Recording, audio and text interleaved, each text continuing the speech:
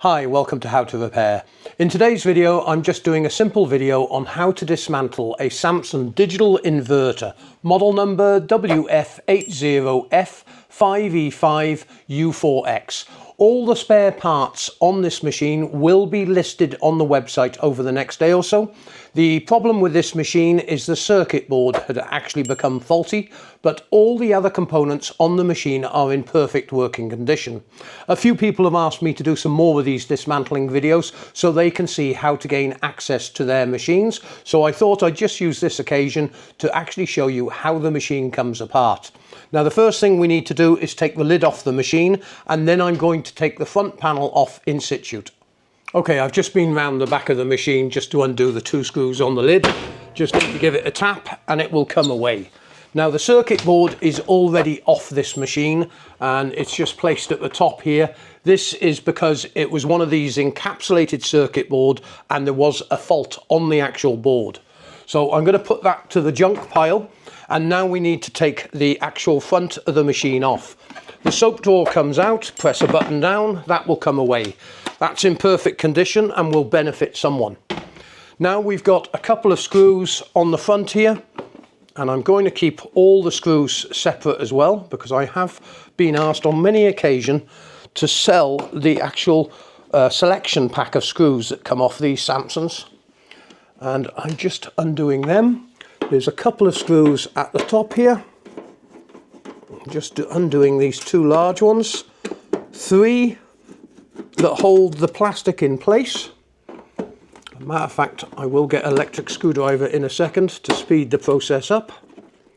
It's amazing how many machines in the world are actually scrapped today, just literally weighed in, when there are so many good parts still on the machine that would benefit so many people. I'll just put the screws there. Just moving the soap box back out of the way.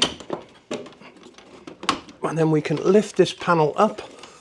And I've got a couple of clips here that I need to lift up slightly.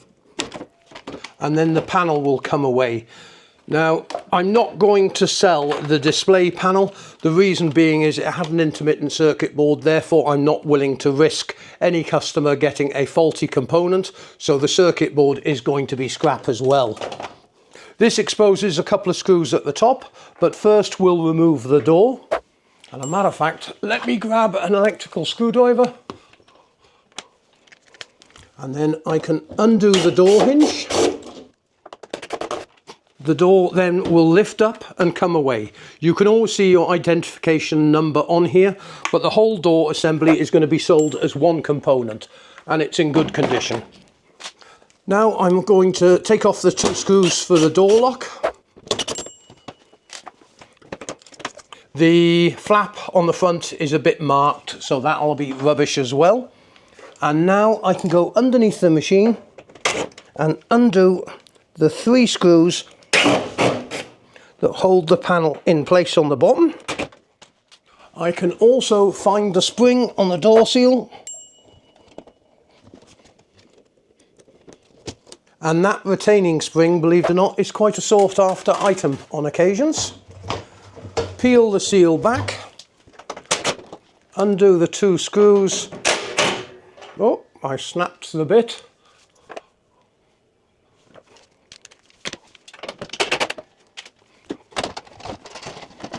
And that will come away. Okay, I'm just going to remove the retention bar at the top. And now we can remove the door seal. Okay, now we're going to remove the door seal. Something to note on these machines, the clip that holds the door seal is opposite thread. This means that you have to do it up to undo it.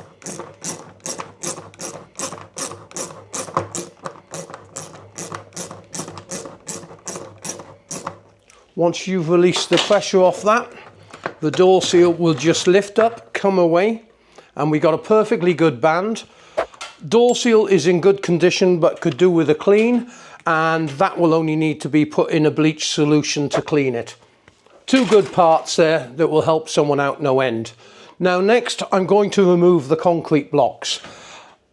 Yes, they can break on occasions, but they are very expensive to post and therefore not really economical for us to actually ship them out to a customer. So 10mm nut on these.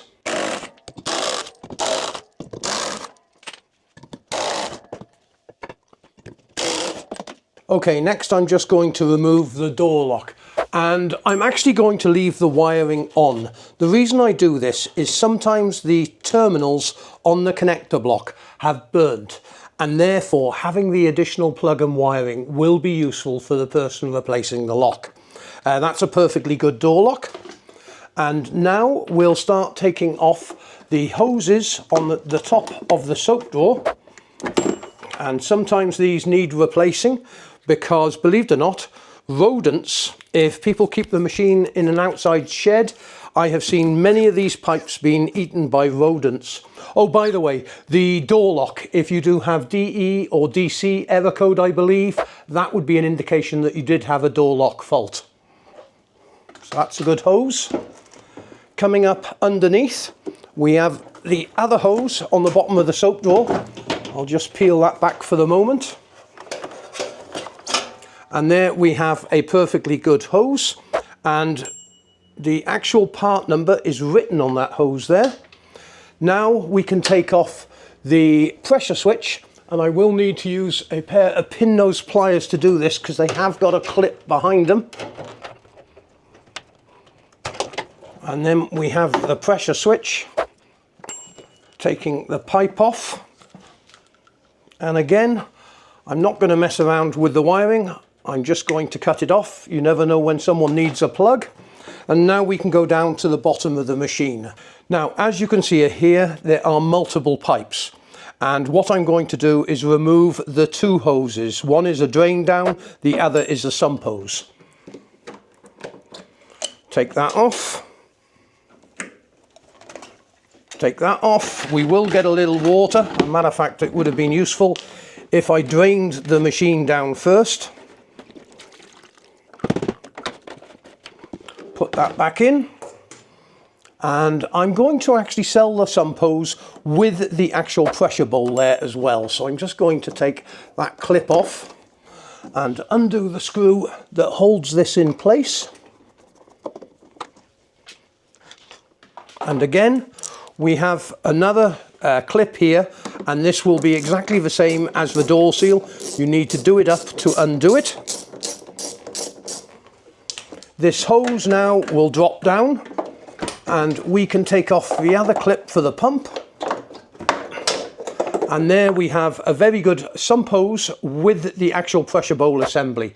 Always worth noting, these are worth cleaning. They do fill up with sometimes a lot of old sludge really that's in the machine.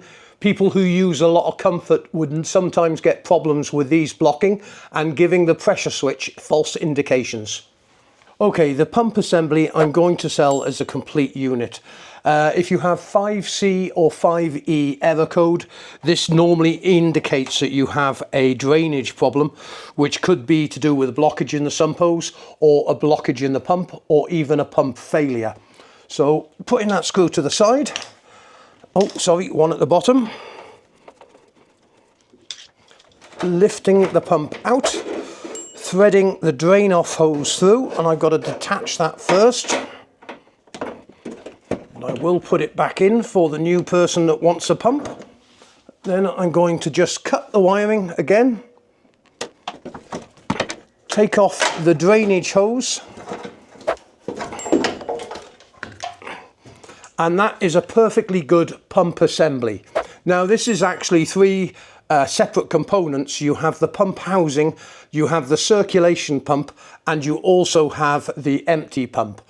On all these, I'm actually going to sell it as a complete unit because we do sell the new pumps individually if you just want to replace a pump, but this may benefit someone that needs to have a whole pump housing assembly. Okay, next we're going to do the drain down hose from the top. Sometimes people want to have these hoses because, as I said earlier, they may have been eaten by rodents in an outside shed or something. So they are very useful for people. Just got to unclip this from the drum. take off the clip at the top, and then we have the whole hose assembly. Okay, next I'm just going to lighten the machine by taking off the concrete block on the top. That's the concrete block out of the way. Does make things lighter for when I'm bringing the machine down. And now I'm quickly just going to take off the soap box. Sometimes these can get damaged if you've had a machine with a balance problem, and these are sometimes useful to keep.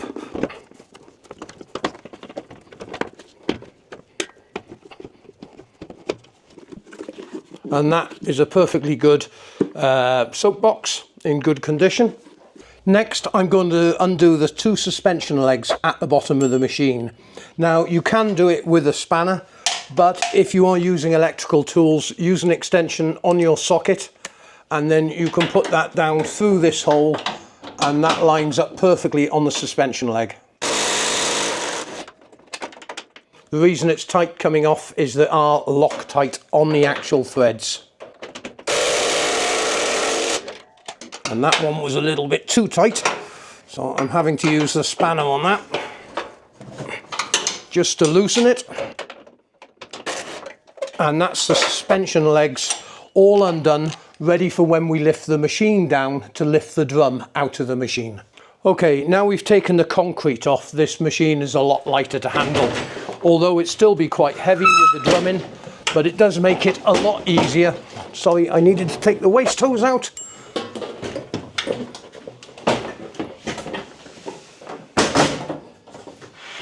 Okay, I'm just going to remove the electronics at the top, but what I am going to do is I'm just going to take off the two connectors here, because whenever you're sending a part out, you want to make sure both solenoids are in good condition. And I can do this straightforward with the multimeter and just do a test on the actual coils. Yes, good. Yes, good. Okay, so that is a good water valve. I know it wasn't leaking, and I just need to undo the two screws here.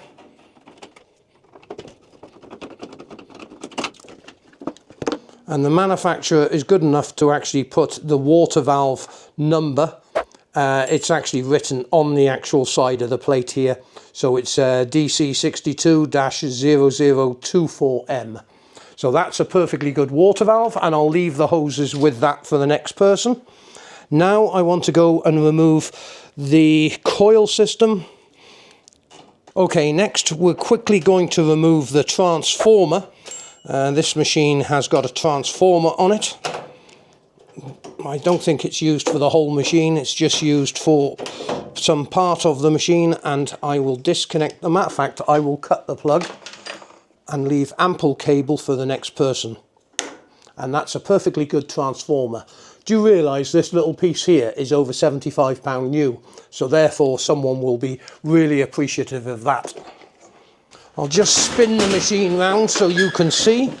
The next thing we're taking off is the filter or suppressor, and that is a 13mm, so I'll just loosen that. And I also want to take off this earth wire as well, just to get it out the way while I'm here. The filter will come away, and again I'm going to leave, matter of fact I will take the plugs off this one, because someone will appreciate the lead on this machine as well, as that's a genuine lead, and that is a noise filter or suppressor. This part can go on multiple occasions, and it's well worth keeping these.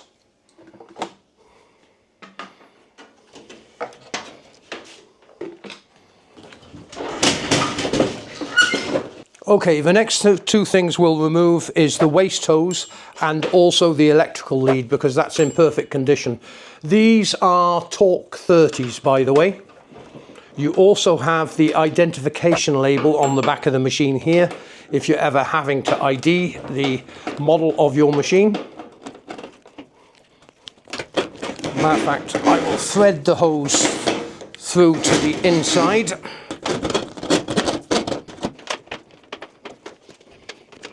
I've got to twist that sideways for it to come out.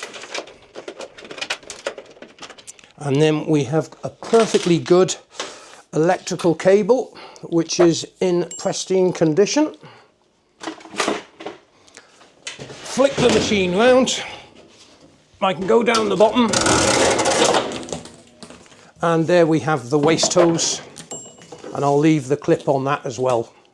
I normally put a cable tie on these hoses just to keep the hose wrapped up tidy. And there we've got a good hose. Now I think we are ready to lift the drum out. Now normally I would use the hoist on this, but because there's only the motor attached, I'm going to be able to do this by hand. Lifting up the springs, one spring, and that's the other spring. Take off the hose for the pressure switch.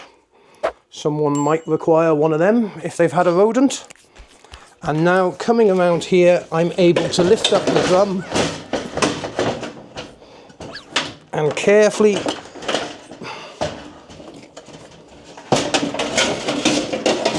bring this to the front, lower it down, and then I can cut off the wiring here for the motor, and also I'll just quickly remove the belt. Now the belt on this machine, just for anyone that's looking, is a 1270 J5. The actual 1270 relates to how many millimeters long it is, and the J5 is the amount of ribs. There is also another number on here, but the small number I can't recognize, and that's because I'm getting old and blind.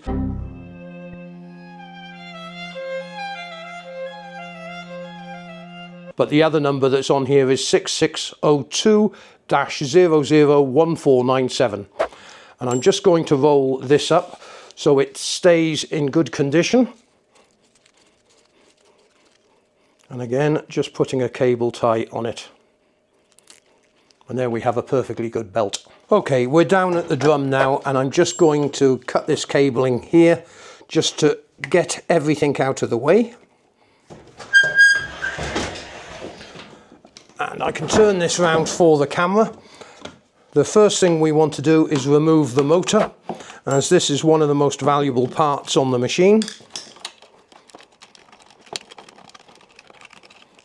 And you have a plug here for the NTC sensor, which I will leave on it. I can take the wires off for the heater, and also just cut this off so someone's got the wiring. And now I can undo the motor. Only 3 wires on this motor, that's because it's an induction motor. And sometimes you've got to use a screwdriver just to prise these up. And I've got the wrong screwdriver here, but there we go. And the motor comes away. That is a perfectly good motor and will really help someone out somewhere along the line. The NTC sensor, and I might have to undo the heating plate to get that out.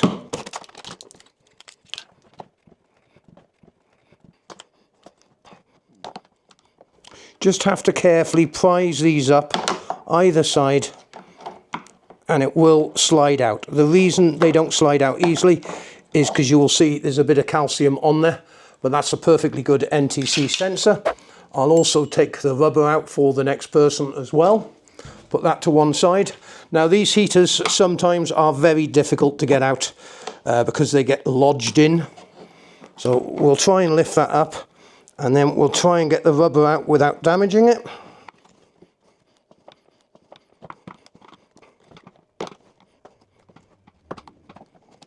And then the heater can come out. I can put the washer and the nut back on. Okay, although the element has come out of the machine that was working, the element is untested. So I'm just quickly going to set my multimeter 200k range, and this is a 2000 watt element, and we have a reading of 26.5, which is thereabouts on the ohms reading. So that's a perfectly good element. I will pack test this as well to make sure it complies with the insulation.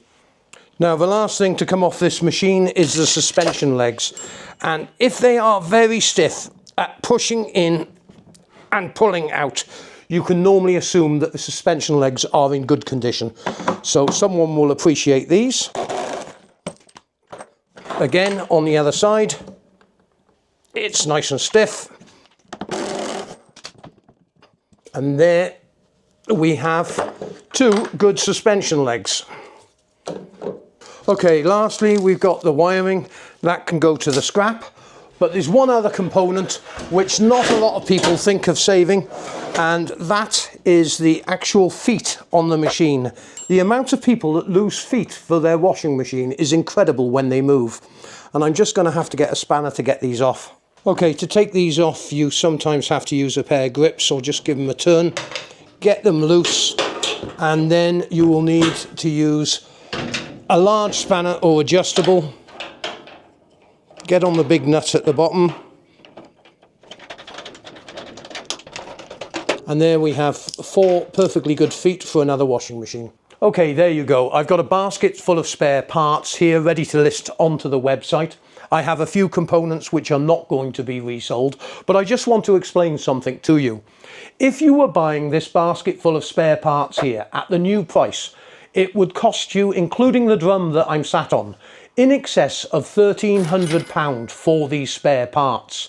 I actually will be listing them on the website, and I'll most probably get somewhere in the region of a couple of £100 for all the spares when they sell.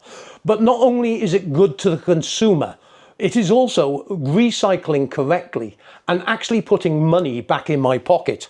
There are a few parts here which are absolute trash, which are basically the circuit board and the control panel. The control panel might even be good, but I can't risk selling it because it may have a fault caused by the actual PCB failure. But when you consider this motor here, for example, if you were buying it new, it's going to cost you £170. I will actually stick this on the website and it will be about £45. And that is going to be really beneficial to someone who's trying to repair a machine. There are some things that I actually can't sell because it would make it uneconomical to post and there is too much chance of the item getting damaged in transit. For example, the drum that I'm sat on is a perfectly good drum with good bearings and spider. I'll actually keep that in my warehouse, so if ever a machine comes in with knackered bearings or spider, then I've got a drum to replace it, hence being able to recycle that machine. Now, the steel that came out of this machine, the cabinet, the front panel, the back panel, is all going to go to the scrapyard. So I'm actually going to get some money back for this scrap steel. But things like the concrete block and the wiring, I can't do anything with because it's just too heavy to post.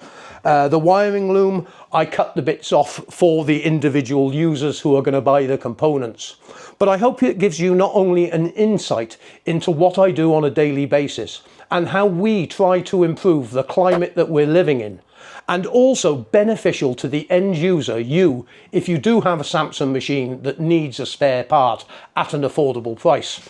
Yes, we sell new parts as well, because some people might not want to put a second-hand door seal on their washing machine, but there are other people that will be really grateful of a door seal that maybe only costs £10 instead of £30-odd. Remember, you can always support the website by either buying the parts off us, whether new or used, but do make sure that you give the video a thumbs up and like. And if we really helped you in any point on any of our videos, you can always support the website by clicking on the Buy Paul a Beer page. Thanks very much indeed for watching.